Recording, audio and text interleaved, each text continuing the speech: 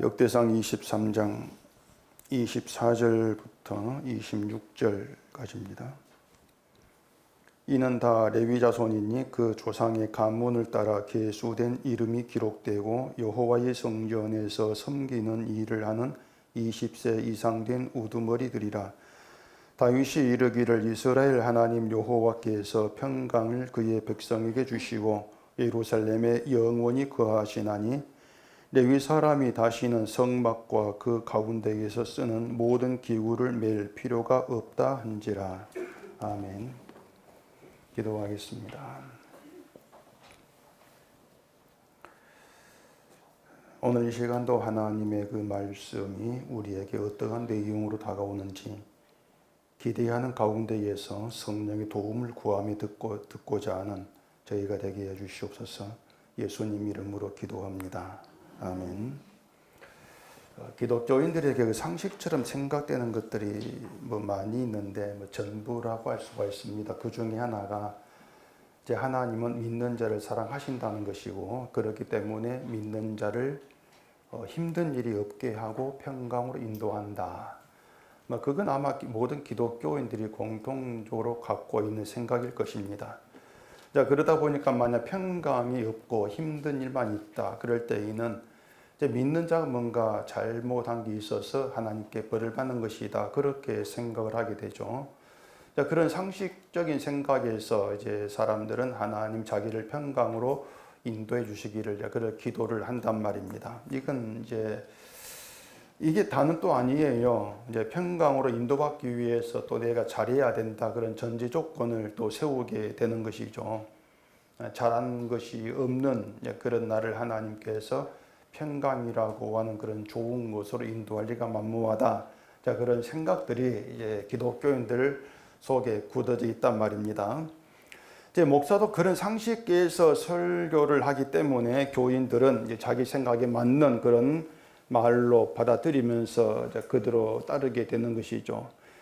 본문에 보면은 25절에 이제 이렇게 얘기를 하고 있습니다. 다윗이 이르기를 이스라엘 하나님 여호와께서 평강을 그의 백성에게 주시고 예루살렘에 영원히 거하시나니, 이렇게 이제 평강을 그의 백성에게 주시고 이렇게 말을 하고 있는 것인데, 이건 평강을 주셨다, 그러한 뜻이 되겠죠. 주실 것이다, 그런 의미가 아니에요. 주셨다, 그런 뜻이란 말입니다. 그러면 우리가 보고 있는 역대기가, 다시 또 말씀드리지만 예루살렘의 모든 것을 다 빼앗겨 버리고 바빌론 포로로 끌려와서 고생하고 고통을 겪은 다음에 다시 돌아가는 그런 유다 이야기다. 이제 그걸 생각을 하고 본문을 볼 필요가 있는 거예요. 그럼 과연 그렇게 고생을 했던 유다가 여호와께서 평강을 그의 백성에게 주셨다는 말을 아멘으로 받아들일 수가 있을까 하는 것입니다. 유다 입장에서는 하나님께서 평강 주신 것이 아니고 고통을 주신 것이죠. 고통 주셨고 또 그 고통을 징계로 생각한다면 징계를 받았다, 이렇게 말하는 게 그게 맞는 것이지, 평강을 주셨다 그렇게 다가오지를 않을 거란 말입니다. 평강이 있는 것이 아니고 평강이 없는 세월을 그들이 보냈다고 하는 것이 맞죠. 그래서 유다에게 평강은 어울리지가 않아요. 그리고 유다가 이제 범죄함으로 하나님께서 포로되게 하신 것이기 때문에 유다가 범죄했기 때문에 평강을 주지 아니했다, 이렇게 이제 말하면 그게 더 충분히 공감이 된단 말입니다. 그런 게 다 인간 상식에 맞기 때문에 그래 맞죠, 이렇게 공감을 하는 것이죠. 그런데 오늘 본문이 다윗의 말을 인용해서 이제 하나님과 유다의 관계 그리고 유다의 상태를 얘기를 하고 있다는 것을 생각해 보면은 유다가 처한 환경과 아무 상관없이 하나님은 유다에게 평강을 주셨다, 이런 뜻이 되는 것이에요. 그렇다면 그들이 처한 환경이 비록 고통이라 할지라도 하나님이 주신 평강이 유다에게 있다, 이런 뜻이 되는 것이고, 반대로 하나님이 평강을 주지 않았다면은 힘들고 고통이 없는 그런 환경이라 할지라도 평강이 없다, 이러한 의미가 된단 말입니다. 결국 뭔가 하면은 하나님께서 주신 평강이 우리가 알고 있는 평강이 있다 없다, 그런 차원이 아니라고 하는 것이에요. 결국은 우리가 말한 평강이 잘못된 엉터리다. 그렇게 드러내고 있는 것이 하나님이 준 평강 이야기라고 하는 것입니다. 그래서 사람이 나는 염려도 없고 걱정도 없어, 평안하고 평강이 있는 그렇게 인생을 살고 있어. 아무리 그렇게 자기를 얘기한다 할지라도 그 평강은 평강이 아니다. 이렇게 얘기가 되어지는 것이에요. 이건 마치 복음이 등장하면은 이제 다른 복음 정체가 드러나는 것처럼 하나님이 준 평강의 의미가 드러나면서 평강이 아닌 다른 평강의 정체가 드러난다. 그렇게 생각하면 되실 문제란 말입니다. 자, 말씀드린 것처럼 이 사람이 잘못 알고 있는, 평강 잘못 알고 있는 것은 이 평강이라는 것을 대개 걱정, 근심이 없는 상태, 그렇게 이해를 한다는 것이에요. 우리말 사전에도 평강을 걱정인 탈이 없는 거 이렇게 설명을 해놓고 있습니다. 근데 이것처럼 걱정, 근심이 없는 평강, 이건 개인적인 겁니다. 그게 잘못된 거예요. 자, 걱정, 근심이 없는 평강은 우리가 공통으로 누리는 것이 아니고 개인적이에요. 그런 평강은 개인에게 있을 수 있고 없을 수 있단 말입니다. 그런데 이 사람이 평강을 그렇게 개인적인 것으로 인식을 하기 때문에 살아가는 환경에 따라서 누구는 평강이 있고 누구는 평강이 없는 그런 결과가 되는 것이겠죠. 그게 잘못된 평강이라고 하는 것이에요. 그렇게 평강이 개인적이 되어가지고 누구는 있고 누구는 없고 이렇게 생각하다 보니까 평강에 믿음이 있고 없음을 저울질하는 그런 기준이 또 돼버린단 말입니다. 평강이 있다는 것을 하나님께 복 받았다 이렇게 받은 것이고 복을 받았다는 것을 믿음이 좋은 것으로 그렇게 자꾸 이어서 생각을 하는 것이죠. 이런 기준에 의해서 평강이 없는 사람 마치 믿음이 문제가 있는 것처럼 이렇게 눈치를 보게 되고 또 기가 죽기도 한단 말입니다. 다시 말하자면 평강 개인적인 게 아닙니다. 평강을 개인적인 것으로 생각하는 것부터가 평강을 잘못 이해하고 있는 것이다. 그렇게 알고 시작을 하셔야 돼요. 평강은요, 하나님이 준 평강은 사람마다 다른 개인적인 것이 아니에요. 이스라엘 하나님 여호와가 평강을 그의 백성에게 주셨다고 합니다. 그러면 모든 이스라엘 백성이 하나님이 준 평강에 거한다고 해야 돼요. 그렇게 되겠죠. 하나님이 백성들 하나하나를 살피면서 누가 믿음이 좋은가 보고 믿음 좋은 사람 평강 주고 좋지 않은 사람 평강 안 주고 그런 게 아니란 말입니다. 골라주는 평강이 아니에요. 그렇게 평강을 주신 것이라면 이스라엘 하나님 여호와 이렇게 말하면 안 되는 거죠. 이런 내용을 여러분들이 좀 잘 이해를 하셔야 되는데, 자, 이스라엘 백성들에게 평강을 주시면 모든 백성은 하나님이 준 평강에 거한다는 것입니다. 가난한 사람도 부자 똑같이 평강에 거하는 거예요. 그렇기 때문에 이것을 평강 주신다고 하는 것을 평강 주셨으니까 이스라엘 백성들이 걱정, 의심, 없는 마음 상태에 한다 이렇게 보시면 안 된다는 얘기예요. 평강을 주셨지만 평강 아래 거하지만 어떤 사람은 뭐 자식 때문에 걱정, 의심 있고 어떤 사람은 걱정, 의심, 평안히 살아가고 이렇게 다를 뿐이에요. 환경은 다르지만 평강을 누리는 것은 같다 그 말입니다. 그게 성의 평강이라고 하는 것이에요. 그래서 이 평강 우리가 알고 있는 대로 생각하게 되면 그런 그 의문이 자꾸 생각이 생겨난단 말입니다. 이스라엘 백성도 사는 게 다른데 우리도 사는 게 다른데 우리에게 평강 주신다면은 그럼 우리 모든 마음에 걱정, 의심이 사라진다? 그건 아니지 않습니까? 그래서 본문에서 말한 평강의 의미를 우리가 좀 바르게 알아야 되는데 죄송하지만 제가 히브리어를 좀 쓰겠습니다. 이 평강이 누아흐예요. 누아흐 히브리어로. 그리고 그 뜻은 휴식하다, 쉬다 이렇게 되어 있습니다. 우리가 아는 걱정, 근심은 평강이 아니에요. 지금 본문에 말하는 것이 휴식, 쉬다. 영어 성경에도 평강이란 말 대신에 여호와께서 그 백성에게 안식을 주시고 이렇게 말합니다. 평강 안식으로 번역해 놨어요. 그리고 평강 주시고 그 다음에 무슨 말 하는가 하면은 예루살렘에 영원히 거하시나니 이렇게 되어 있습니다. 이 구절이 뭔가 좀 이상하다 느낌을 받으시는 분이 있을지 모르겠는데, 예루살렘 그러면 우리는 이스라엘 땅에 있는 그 예루살렘을 먼저 생각하게 되겠죠. 지금 예루살렘은 이스라엘과 팔레스타인에 걸쳐 있는 도시입니다. 그리고 유대요, 또 기독교, 이슬람교의 성지로 그렇게 되어 있죠. 예루살렘을 두고 서로 싸우고 있어요, 지금. 그럼 본문대로 하나님이 예루살렘에 영원히 거하신다면 지금도 그 이스라엘 땅 그 예루살렘에 하나님이 거하신다고 해야 되냐고 하는 것이에요. 뭐 하나님 세상 어디에도 안 계신 곳이 없으니까 그 예루살렘 땅에도 거하신다. 뭐 그렇게 말을 할 수 있겠지만은 본문은 그런 말이 아닙니다.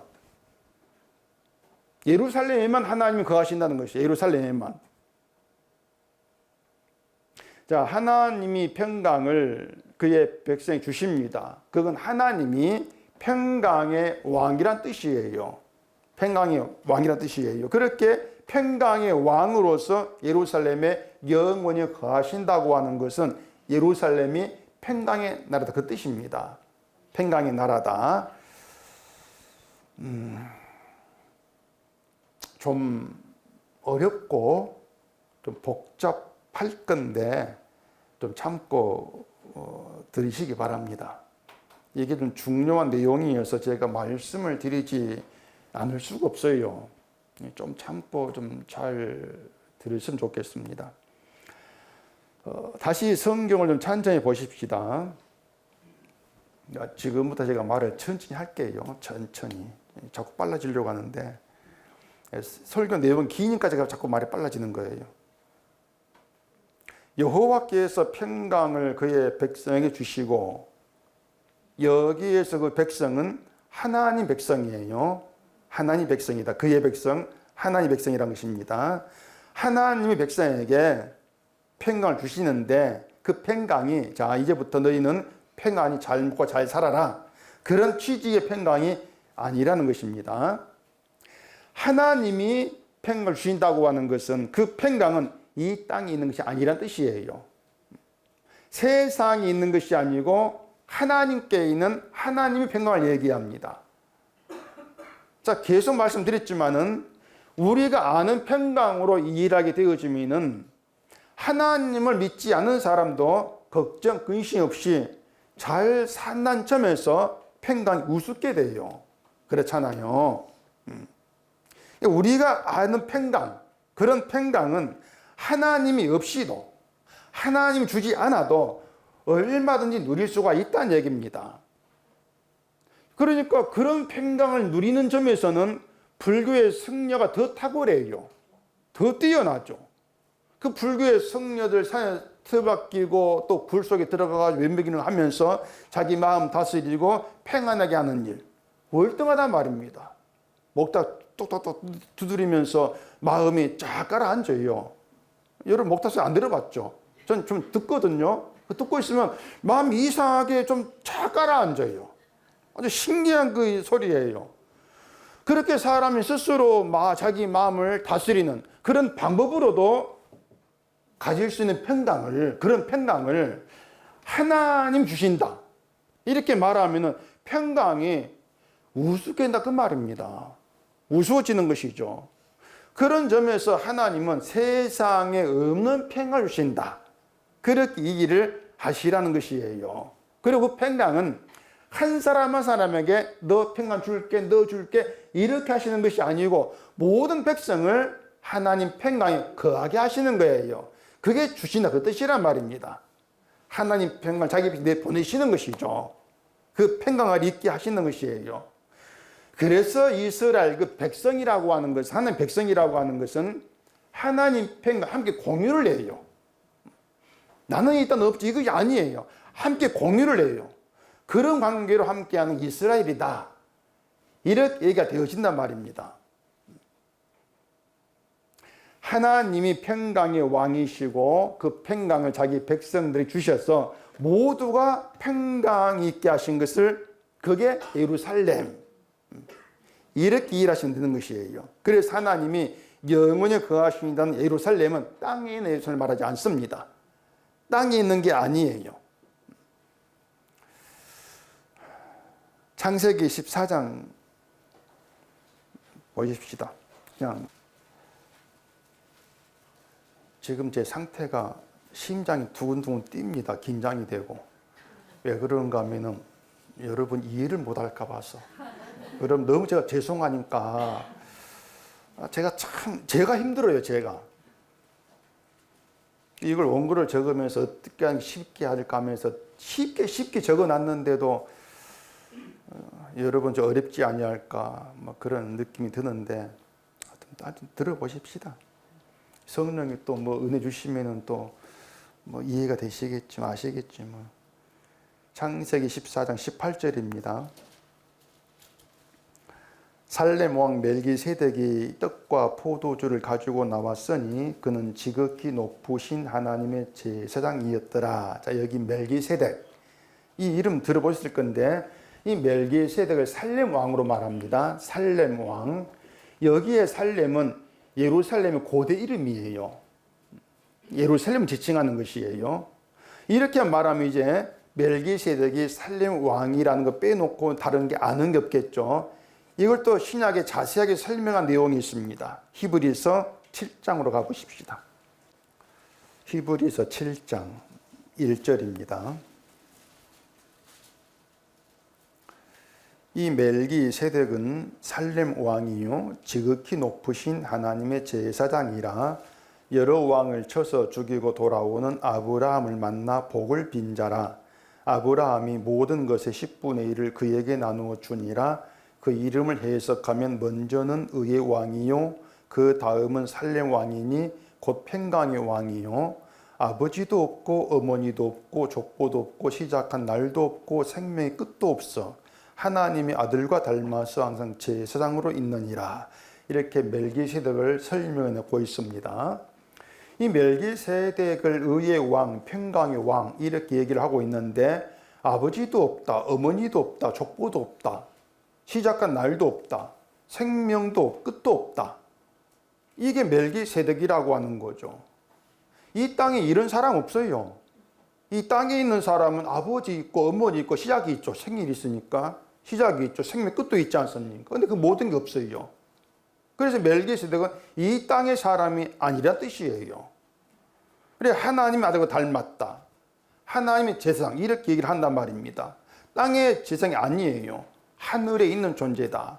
그래서 멜기세덱이 의의 왕, 평강의 왕 이렇게 말하는 것은 멜기세덱의 의와 평강은 땅에 있는 것이 아니다.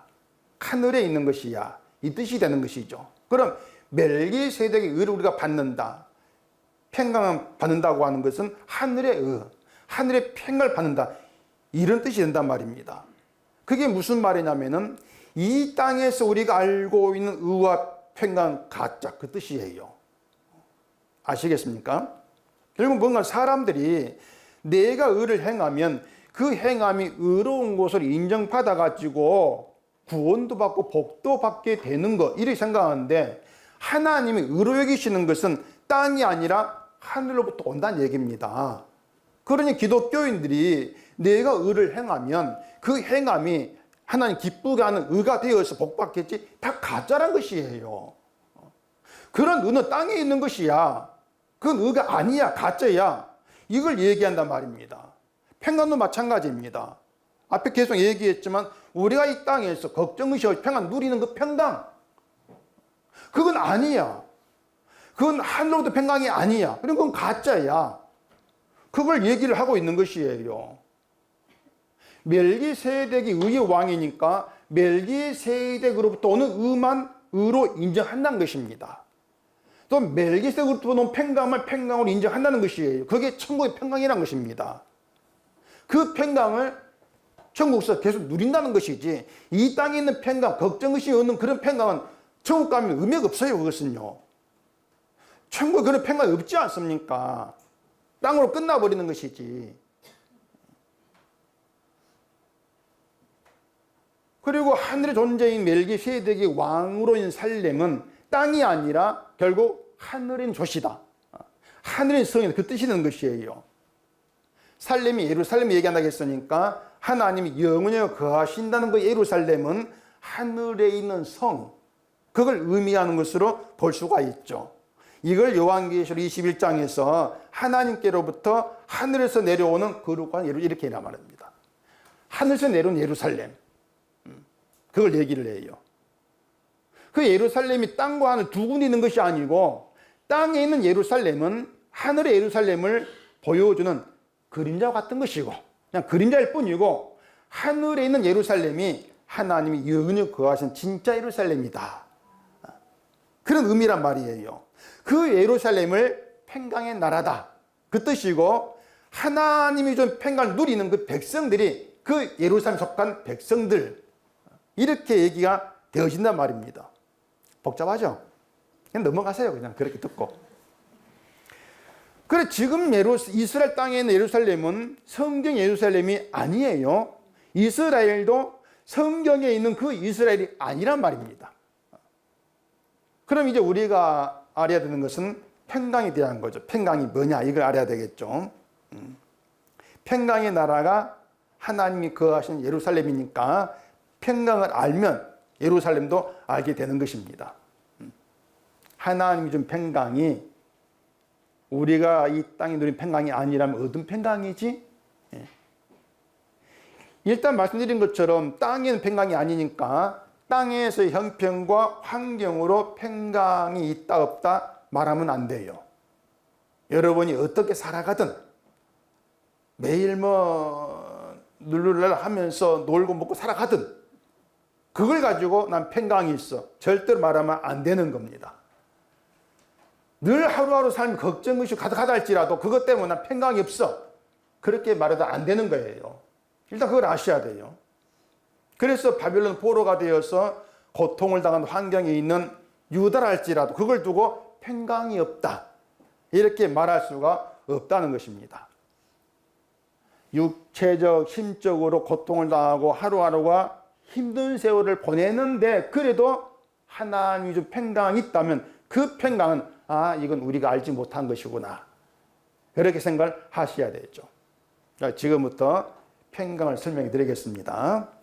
다시 창세기 22장 가보십시다. 창세기 22장 1절입니다. 그 일 후에 하나님이 아브라함을 시험하시려고 그를 부르시되 아브라함아 하시니 그가 이르되 내가 여기 있나이다. 여호와께서 이르시되 내 아들 내 사랑하는 독자 이삭을 데리고 모리아 땅으로 가서 내가 내게 일러준 한 산 거기서 그를 번제로 드리라. 자, 이삭을 번제로 드리라고 하는 그 얘기입니다. 이삭을 번제로 드리라고 하는 건 하나님 명령이에요. 명령이죠. 아브라함은 그 하나님 명령에 순종하기 위해서 이삭을 데리고 모리아 산으로 간단 말입니다. 그게 마치 뭘 것 같다면은 하나님이 준 율법을 지키기 위해 가는 것 같은 거예요. 명령을 지키기 위해서 이삭을 끌고 가죠. 율법 지키려고 하는 것과 같단 말입니다. 그리고 모리아 산에서 이삭을 묶고 제단나무 위에 놓고 칼을 잡고 아들을 죽이려고 했을 때 사자가 나타나서 손을 대지 말라 하시지 않습니까? 그리고 뿔이 숯불에 걸린 순양을 발견하고 이삭 대신 그 양을 번제로 드린단 말입니다. 아브라함이 그 땅 일을 뭐라 하겠습니까? 여호와 일이라고 했죠. 여호와께서 준비하시다. 하나님이 준비한 제물로 인해서 죽어야 했던 이삭이 살아요. 죽음에 살아요. 이걸 이삭의 평강으로 그렇게 설명하셨단 말입니다. 죽음에서 살았다. 그게 평강인 것이죠. 아브라함이 여호와 명령을 받고 그 명령에 순종하겠습니다. 이 믿음으로 이삭을 번제로 드리려고 했습니다. 칼을 잡고 이삭을 죽이려고 할 때 그때 아브라함이나 이삭에게 평강이 있었겠냐 말이에요. 평강이 없었죠. 아브라함이 이삭을 바치려고 하는 것은 율법을 지키기 가는 것 같다 그랬습니다. 그런 아브라함의 평강은 없는 거예요. 명령에 순종하겠다고 하지만은 평강이 아니란 말입니다. 아들을 죽여야 되는데 그게 무슨 평강이 있겠습니까? 이게 의미하는 게 뭐냐면은 우리가 우리 힘으로 하나님 말씀 지키고자 하는 거기에는 평강이 없다는 것이에요. 거기에는. 그래 평강이 뭐냐? 하나님이 준비한 제물로 인한 평강이란 말입니다. 제물로 인해서 죽음에 살았단 말이에요. 제물로 인해 평강이란 것이에요. 하나님이 준비한 제물로 인해 죽음의 이삭이 살아난 것. 그래서 아브라함에게도 이삭에게도 평강이 된 그것이 하나님이 준 평강이다. 그렇게 설명한단 말입니다. 하나님이 준비한 제물이 평강이 되는 것. 그 평강을 하나님이 자기 백성에게 주신다는 이것이 하나님의 언약이에요. 그런 점에 보면은 모리의 산에서 이삭을 바치는 이야기는 여호와 일이라고 하는 준비하신 일이라고 하는 하나님 언약을 보여주는 것이고 솔로몬이 그 성전을 모리의 산에서 세웁니다. 성전을.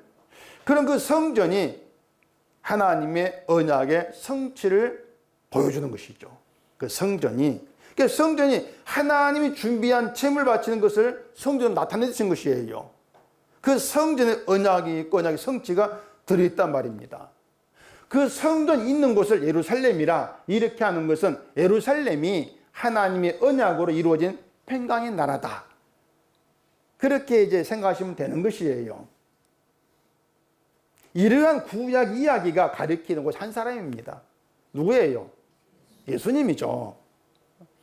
제가 지금까지 말씀한 모든 것, 하나님이 준비한 제물, 그 자리에 성전이 세워지고 그게 예루살렘이고 이 모든 게 하나 통틀어서 가렸던 게 예수 그리스도예요. 그렇게 이어지고 있는 것이죠. 그러니까 그럼 이제 예수님으로 넘어가서 평강을 보십시다. 이 구약의 평강이 어떻게 예수님 이어진 나타났는가? 요한복음 14장입니다. 요한복음 14장 27절. 계속 저만 읽었는데 같이 읽어보십시다. 평안을 너희에게 끼치노니 곧 나의 평안을 너희에게 주노라. 내가 너희에게 주는 것은 세상이 주는 것과 같이 아니하니라. 너희는 마음에 근심하지도 말고 두려워하지도 말라. 뭐 이것도 잘 아는 내용입니다. 그런데 자, 예수님이 평안을 주신다고 하는데 그 평안은 나의 평안, 예수님의 평안이에요. 예수님의 평안을 주신다는 것입니다. 그리고 평안은 세상에 주는 것과 같지 않다. 세상이 주는 평안과 다른 평안이라고 하는 것이에요. 오늘 본문에서 하나님 주신 평안과 같은 평안이에요. 예수님 준 평안이. 그래서 마음에 근심하지도 말고 두려워하지도 말라 이렇게 말하는 것은 그 근심 두려움은 세상 일로 인한 근심 두려움을 말하는 것이 아니란 것이에요.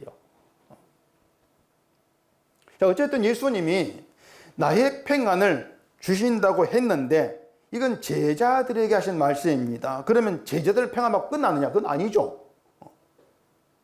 평안을 너희에게 끼친다고 하는데 제자들에게 준 평안이 오늘 우리에게 그대로 끼치고 있단 말이에요. 평안이 계속 끼치고 있는 그게 성도란 말입니다. 그 현장이 십자가라. 그런 의미가 되는 거예요. 자, 그러니까 평안을 준다. 이렇게 말씀하시는데 그 평안이 무슨 준다는 게 손에 물건 들고 자 받아라. 그런 의미가 아니란 것이란 말입니다. 평안 줄게 받아라. 그렇게 안 해요. 평안을 그렇게 주는 것이라면은 우리도 뭔가 평안을 받아야 되는데 여러분 그런 느낌 있습니까, 여러분? 없잖아요. 아, 내가 평안 받았구나, 주셨네, 받았다. 그거 없어요. 이건 유다도 다르지가 않습니다. 하나님 평안 주신다 했으면은 유다도 평안 받았고 그 평안을 느껴야 되는데 유다는 그렇게 하지를 못하죠. 그런 느낌이 도무지 들지 않을 거란 말입니다. 그래서 평안을 준다고 하는 것을 물건 주고 받는 것처럼 내가 받으면 내 마음이 막 조용해지고 평안해지고 그렇게 생각하지를 안 해야 되는데 자꾸 평안 받으면 내가 마음이 어떻게 되어지고 그렇게 생각하기 때문에 근심이 있으면 난 평안이 없는 것인가 자꾸 그렇게 나간단 말이에요. 그게 예수님 평안 밖에 있는 것이에요. 분명한 것은요, 예수님 우리에게 평안 끼쳤고 평안을 주셨습니다. 이거 분명한 사실입니다. 다만 우리가 평안을 오해하고 있고 내가 원한 평안, 그것만 자꾸 생각하기 때문에 예수님이 우리의 끼친 평안에 대해서는 무시하고 생각하지 않고 있을 뿐이에요. 그 평안을 찾아가자 그 말입니다. 자, 예수님이 제자들에게 너희를 평안하게 해줄 것이 아니고 내 평안 주신다고 했습니다. 그것을 예수님의 평안을 그 예수님을 대적한 자들 가득한 그 상황에서 근심걱정하지 않은 그런 평안으로 이해하지를 마시란 것이에요. 그런 평안 아니라겠습니다. 자, 예수님께서 말씀한 나의 평안이라고 하는 것은 하나님과의 관계에서 생각을 해야 될 문제입니다. 구약에서 하나님이 언약을 하셨습니다. 예수님은 그 언약으로 오셨고 하나님은 아들을 보내서 언약도 일하시고 언약을 이루십니다. 어떤 경우에도 하나님은 언약을 벗어나가지고 일하지를 않으십니다. 그걸 예수님의 평안을 이해하시면 되는 거예요.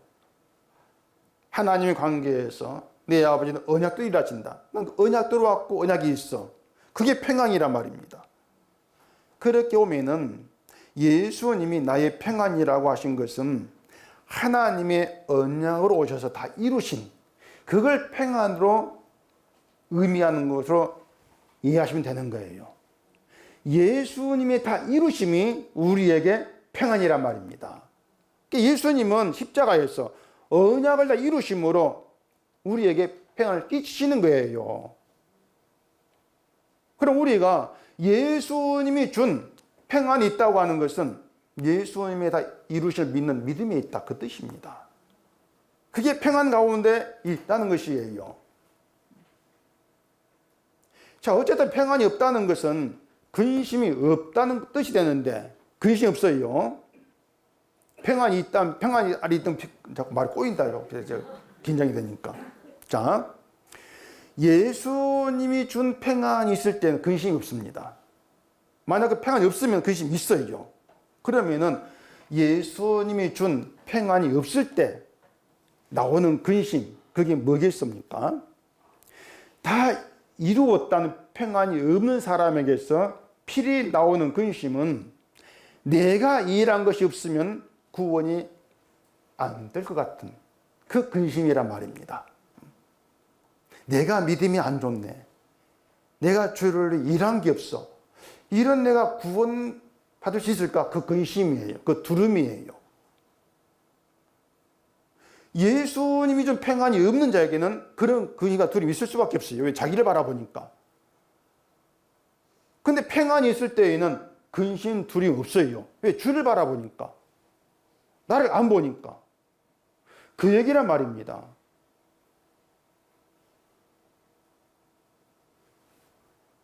그러니까 세상이 주는 평안이 뭐냐면은 내 믿음이 만족하는 거예요. 내 행함이 만족하는 거예요.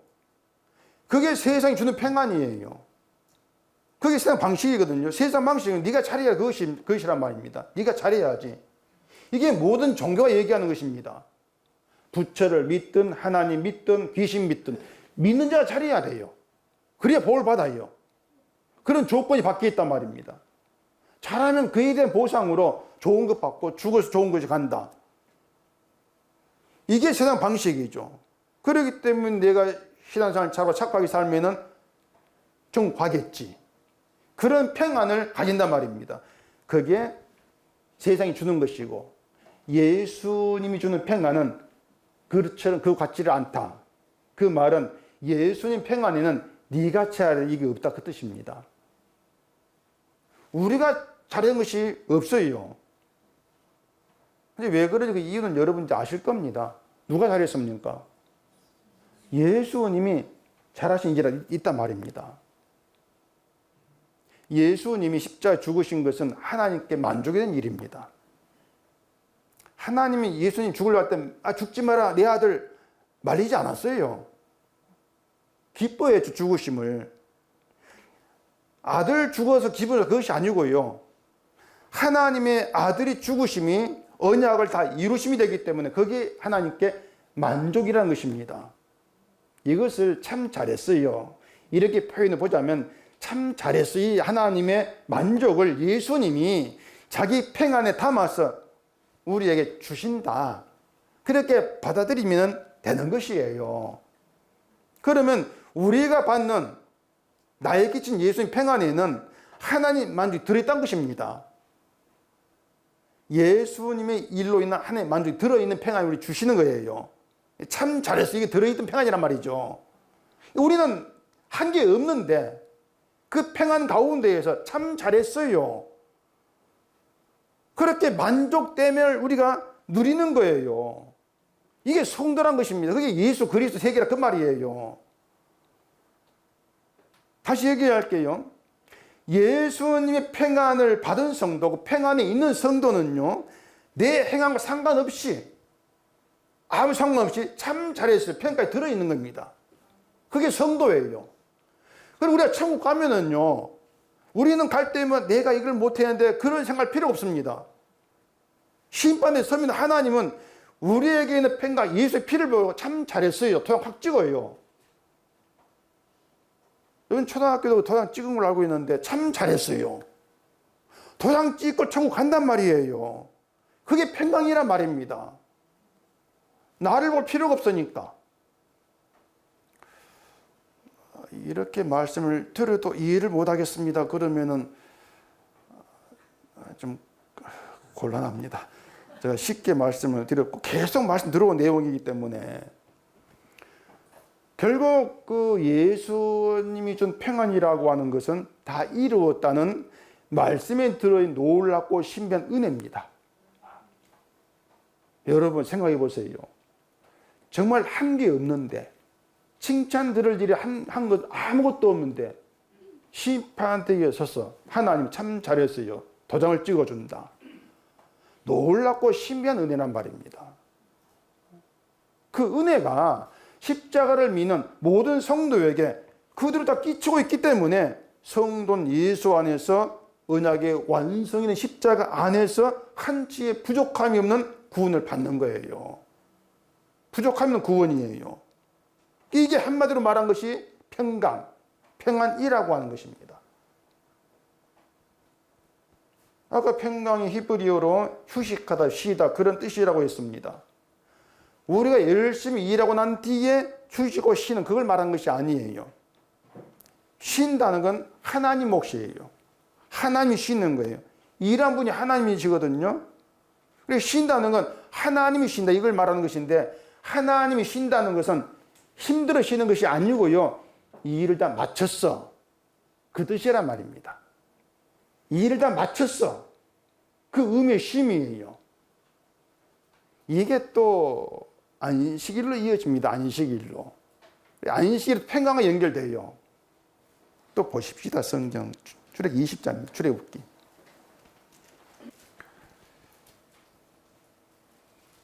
제가 말씀드린 이런 내용이 제가 뭐 본래부터 알고 있다가 막 설계 탁탁 뽑아내고 그런 게 절대 아니에요. 저도 몰랐어요. 보지도 못했던 내용인데 성경 공부하고 연구, 이게 또 이렇게 연결되네. 그때 알게 되어지는 거예요.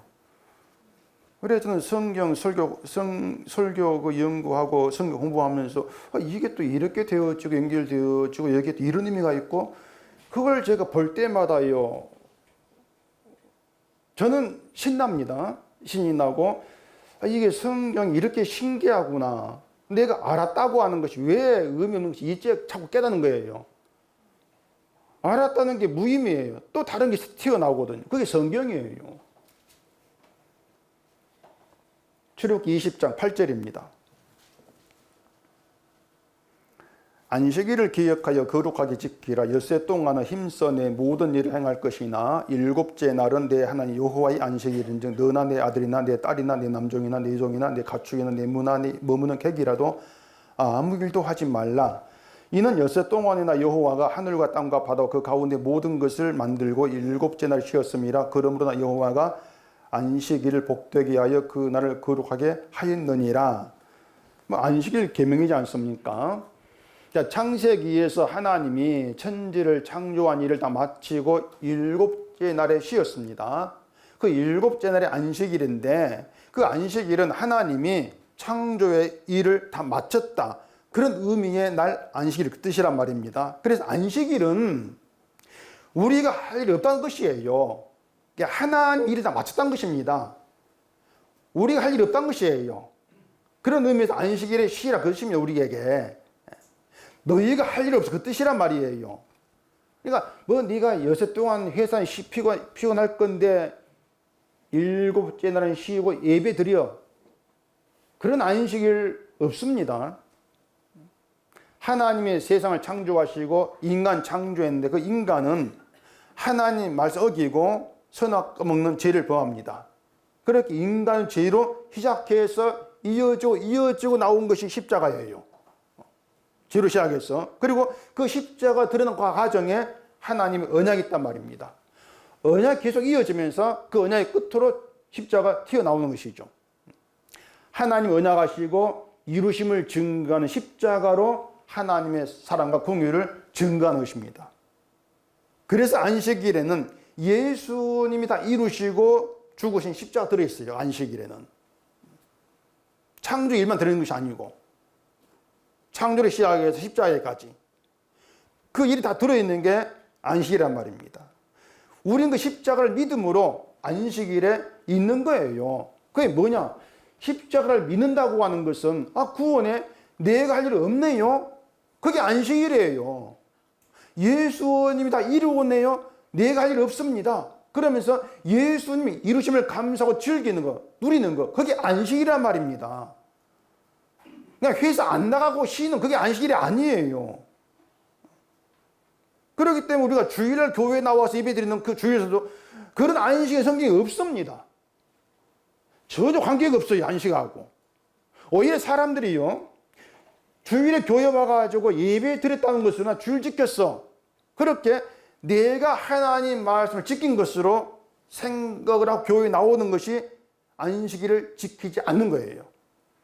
오히려 그 범하는 거예요. 이상해요. 안식일 지키는 것 주일 청소하는데 오히려 하나님께는 안식일을 범하는 것이다. 이걸 누가 이해하겠습니까? 그러니까 사람들은 내가 할 일이 있고 그 일을 잘하면 된다고 생각하는데 그렇게 나오는 것이 하나님의 쉼인 안식일을 범하는 것이라니까요. 여러분 이해하시겠습니까?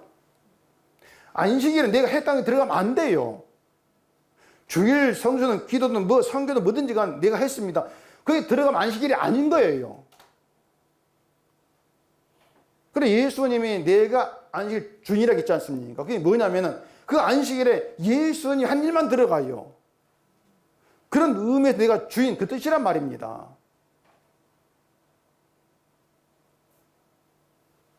그래 사람들이 뭐 주일 성수만 복받는다?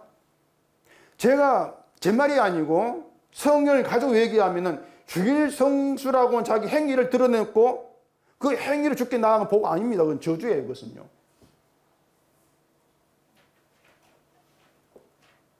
그러니 주일 성수 해놓고 저주받는 거죠. 하나님의 계명이나 여호와가 안식일을 복되게 하여 그 날을 그루했다고 합니다. 안식일이 복된다고 하는 것은요, 하나님이 하신 일이 복이다 그 뜻입니다. 하나님께서 하신 일이 복이 돼. 우리가 안식을 지켜가지고 복 받는 것이 아니고 하나님이 하신 일로 인한 복을 누린다. 그런 의미예요. 안식일이. 그게 평강이란 말입니다. 내가 할 일 들어가 있지 않은 거, 하나님께서 하신 일로 복이 되는 거, 그 자체를 가지고 평강이다. 그걸 예수님은 나의 평안을 준다. 이렇게 말씀하고 있는 것이에요. 중심은 다 이루심. 하나님의 언약을 하시고 언약을 성취하신 그 주님의 일. 그게 평강의 중심이다. 내용이다. 이렇게 받으시면 돼요. 본문 26절 봐보십시다. 레위 사람이 다시는 성막과 그 가운데에서 쓰는 모든 기구를 맬 필요가 없다 한지라 자, 레위 사람이 성막에서 기구를 맬 필요가 없다고 하는 것은 성막이 이제 할 일이 없다는 것이거든요. 레위 사람이 성막에서 할 일이 없는 거예요. 기구를 맬 필요가 없다는 것입니다. 레위 사람은 성막에서 기구를 옮기기도 하고 관리도 하고 그런 일을 하고 있는데, 야, 기구 이제 맬 필요가 없어. 네 할 일이 없어. 그 뜻이죠. 네 할 일 끝났어. 더 이상 성막 성전의 제사가 필요 없다고 하는 것입니다. 그 이유가 뭐냐면은 하나님이 평강 주셨고 예루살렘 영원히 거하기 때문에 그런 것이에요. 자, 레위 자손은 제사 드리는 일을 하고 제사 드림으로 백성과 하나님의 화목 관계가 지속이 되게 합니다. 레위 자손 제사가 하나님 평강의 관계가 있게 하는 것이죠. 근데 하나님 평강 줬어요. 주셨다면은 더 이상 레위 자손의 제사가 필요 없는 거죠. 그리 할 일이 없어진단 말입니다. 이 모든 이야기를 여러분들이 제가 복잡하게 들겠지만 이 모든 것들을 딱 하나 십자가로 연결하면은 다 이해가 돼요. 이 모든 이야기가 복잡한 게 아니에요.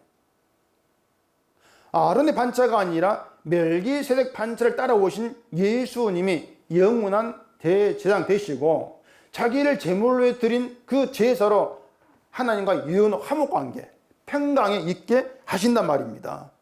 이것을 더 이상 성내에서 레위 자손이 할 일이 없어. 이게 다 끝났으니까 마쳤으니까 그렇게 얘기하고 있단 말이에요.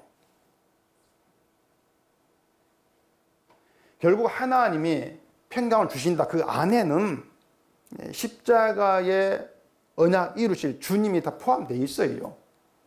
그러니 레위 자손이 할 일이 없는 것이죠.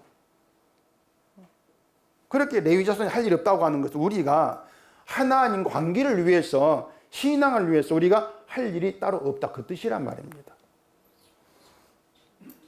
이러한 평강이 유다가 바빌론에 포로된 것 관계없이 그들 가운데 있다는 것이에요.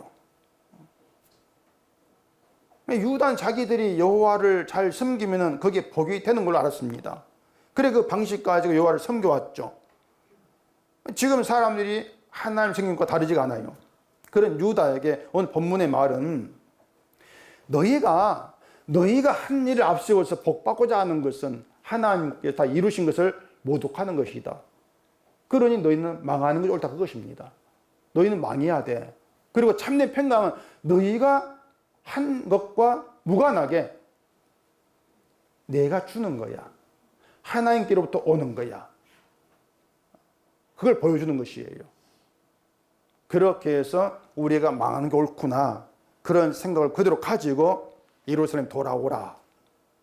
그런 취지가 담겨 있다는 것이에요.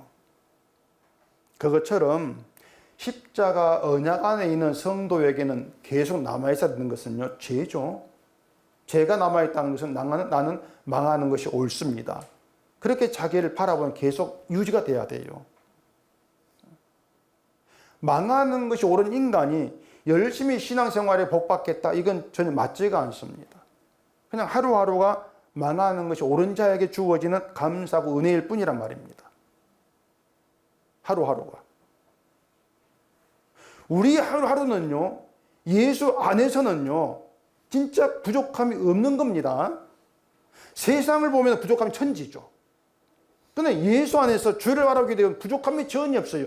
예수님께서 하신 일을 아까 얘기한 대로 주 앞에, 하나님 앞에 나아가면 참 잘했어요. 그게 우리가 얼마나 신비롭고 좋은 은혜란 말이에요.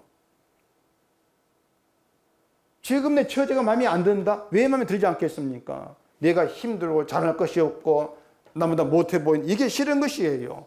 그게 세상 속에 나를 생각한단 말입니다. 복 달라고 하는 것도 그렇게 세상 속에 나를 생각하는 욕망이죠. 그런 욕망 가운데에서는 하나님이 준 평강을 알 수가 없는 거예요. 우리는 죄 가운데 있는 우리는 예수님께로부터 은혜를 받아야만이 살 수가 있는데 그 은혜를 하나님이 주신단 말입니다. 여호와 일에 하나님 준비한 제물 그 예수님 일에서 예수님 다 이루심으로 인해서 죽음의 우리가 생명을 얻어요.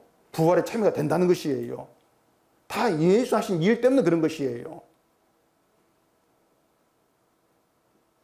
그렇게 예수님이 십자가 이루심으로 인해서 너희가 할 일은 없다. 그게 자유고 그게 은혜란 얘기입니다. 그래, 평강이 자유가 들어있어요. 평강에는.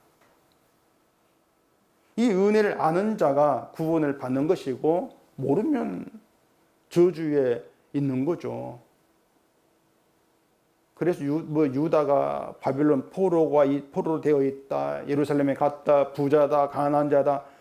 진짜 의미가 없습니다. 어디에서 어떻게 산다 할지라도 다 이루신 예수님의 십자가 은혜를 아는 것이 평안이 있는 것이기 때문에 그래요. 그래서 교회는요, 주의 십자가 바라보면서 주의 음성을 듣는 관계로 함께하는 것입니다. 음성은 한마디로 충분해요. 다 이루었다. 그걸로 충분합니다. 그 음성을 우리가 들으면서 내 공로가 아니라 주의 공로가 구원이 된다. 그 믿음에 함께하면 되는 것이죠. 그게 예수님께서 말씀한 나의 평안을 너희에게 주노라. 평안을 너희에게 끼친다. 예수의 피의 효력, 그 혜택이 우리에게 끼쳐지는 것이죠. 보내줘서. 그게 평강이에요. 다 이뤘다 평강. 교회는 그 평강, 그 평안에 함께 하는 것이기 때문에 교회를 평안의 공동체, 이렇게도 얘기가 되어지는 것이에요. 평안의 공동체로서 내가 할 일은 사라지는 것이고 주가 하신 일, 주의 공로만 남는 그 평안 가운데 함께 한단 말이죠. 그러니 서로가 서로 눈치 볼 필요가 없는 게 교회예요. 그냥 주를 바라보고 주의 음성을 들으면서 다 이루었던 은혜를 함께 누리면 된단 말입니다. 그런 교회됨을 자꾸 우리가 뭘 해야 될까요? 내 일을 끄집어내면서 망가뜨리지 말란 것이에요. 더럽히지 말고 모독하지 말란 것입니다. 사람 자기 행함을, 자기 의를 자꾸 드러내려고 하는 것은 십자가의 다 이루심을, 예수님께서 말씀한 평안을 더럽히는 겁니다. 그것은요.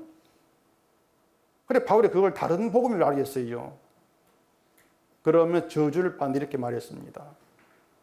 그런 내용들을 우리가 흘러들으면 안 돼요. 왜 저주가 되는가? 무엇이 은혜인가? 무엇이 평안인가? 이러한 것들에 우리의 생각이 늘 좀 차곡차곡 정리가 돼야 돼요. 생각이 간단해요. 모든 건 십자가로 연결되고 그 십자가는 뭐가 있다? 다 이루신 완성이 들어있다. 그걸 믿는 게 평안이다. 그 완성 속에 지은 자라고 하는 것은 내가 할 일을 가지고 나갈 이유가 없다. 그냥 죽으나 사나 주님 하신 일, 그 일만 바라보고 감사하는 것. 그게 성도됩니다. 쉽죠? 대답들 안 하시노? 쉽지 않습니까? 쉬운 겁니다. 이러한 주가 주신 평안이 우리에게 함께하면서 그 평안이 저와 여러분께 끼치면서 평안의 공동체로 그냥 주님의 일만 바라보면서 그 일로 늘 은혜 감사하고 그렇게 주의 일을 높고 자랑하는 그런 관계로 함께 모여지면서 나아가는 우리가 되어지기를 바랍니다. 기도하겠습니다. 우리 아버지 하나님, 평강이라고 하는 말씀 속에 다 이루신 자유, 은혜가 들어있습니다. 이 세상 평강 잊어버리게 하시옵시고 내가 어떤 처지에 있다 할지라도 주님께서 우리에게 끼치신 평안 가운데에서 하나님께 나아갔을 때에 참 잘했다. 그런 칭찬을 듣게 된다는 그 가운데에서 늘 주로 있는 감사, 기쁨, 은혜가 있는 우리의 믿음 되게 해주시옵소서. 예수님 이름으로 기도합니다. 아멘.